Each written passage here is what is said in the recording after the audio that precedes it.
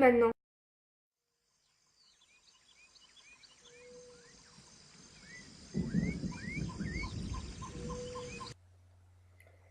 Ce sont dans les recoins perdus de la jungle que l'on retrouve nos fameux spécialistes.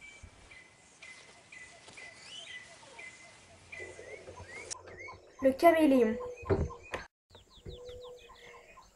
Cet étrange animal est un reptile de la famille des Caméléonidae. Il s'agit donc d'un caméléon.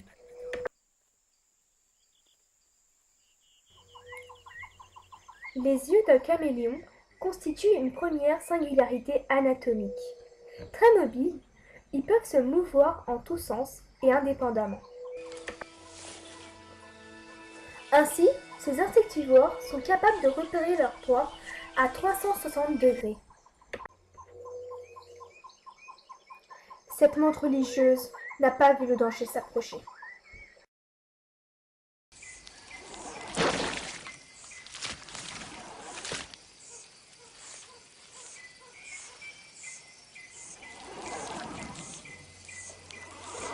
Leurs lampes sont merveilleusement adaptées à la capture d'insectes, indispensables à la survie de l'espèce.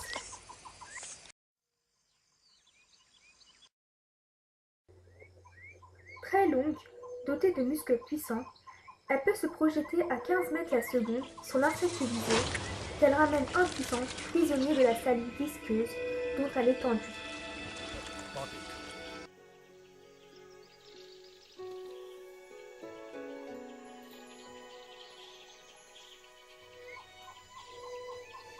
Mais la particularité quasi légendaire du caméléon réside avant tout à sa faculté de changer de couleur. Mais attention! Les formidables capacités de camouflage parfois attribuées par les médias et la publicité au caméléon n'est qu'un mythe. N'est-ce pas Pascal? Chez le caméléon, le changement de couleur s'agit principalement d'un mécanisme de communication sociale. Il peut aussi indiquer, comme cet animal qui vire du vert au jaune, l'état psychique de l'animal, comme le stress ou la peur.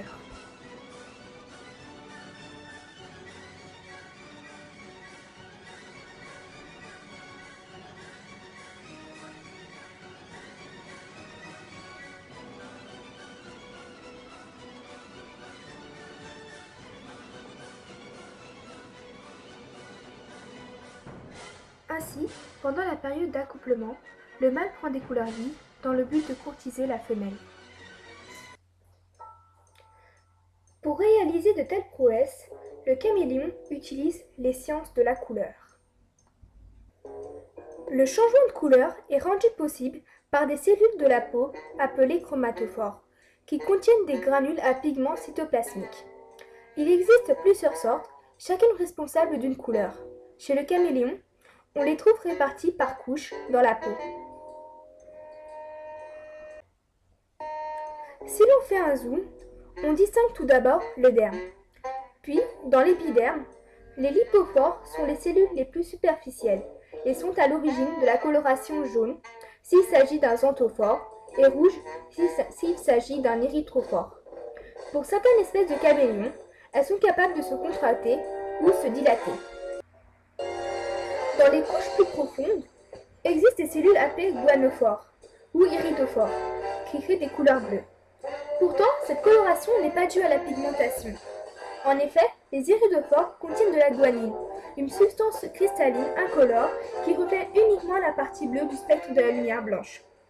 Les iridophores sont aussi présentes dans les plumes de paon et sont responsables de leur teinte si jolie.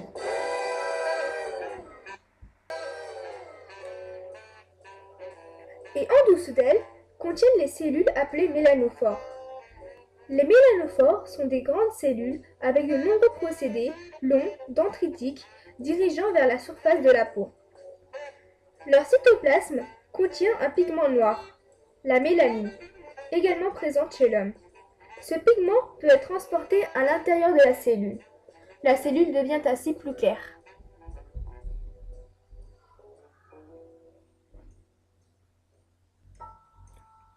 Chez le caméléon, le contrôle du changement de couleur se fait par un contrôle neurohormonal.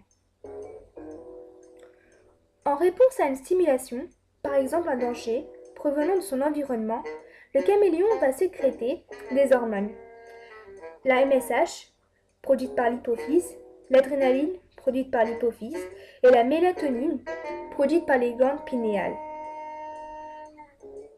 Une hormone est une molécule produite par des cellules endocrines, véhiculée par le sang et qui agit sur des cellules cibles, ici les chromatophores.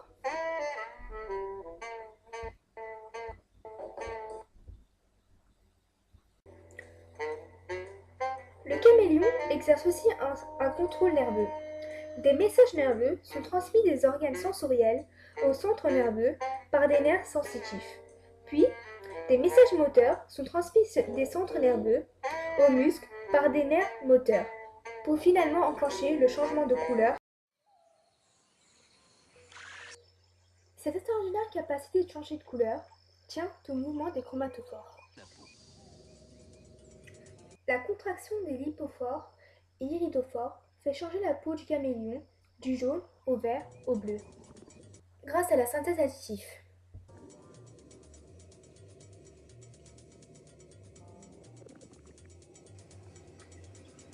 La contraction des deux couches laisse apparaître les couches de mélanophores qui, selon si les pigments sont concentrés ou éparpillés, et leur position sera pâle ou foncée.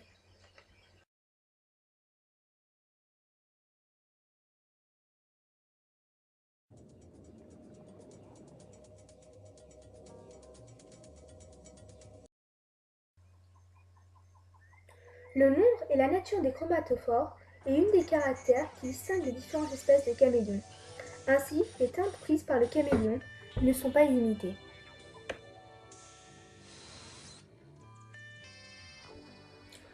Malgré que le caméléon soit le plus connu, il existe d'autres animaux capables de changer de couleur, et pour diverses raisons. Voici quelques exemples.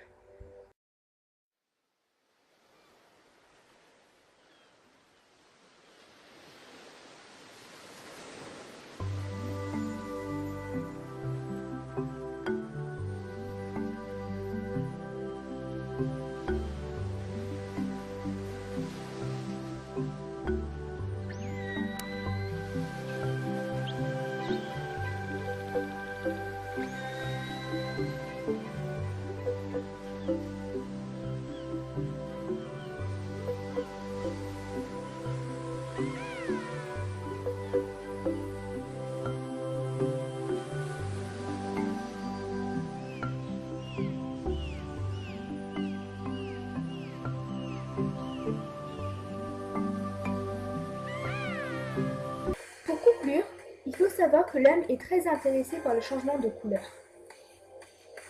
De nombreux scientifiques sont encore à la recherche d'une manière de reproduire cette capacité. Une fois inventé, ceci occuperait une place importante dans les avancées technologiques et l'esthétique, pour avoir un téléphone qui change de couleur par exemple. Il serait aussi utilisé dans l'armée pour mieux se camoufler.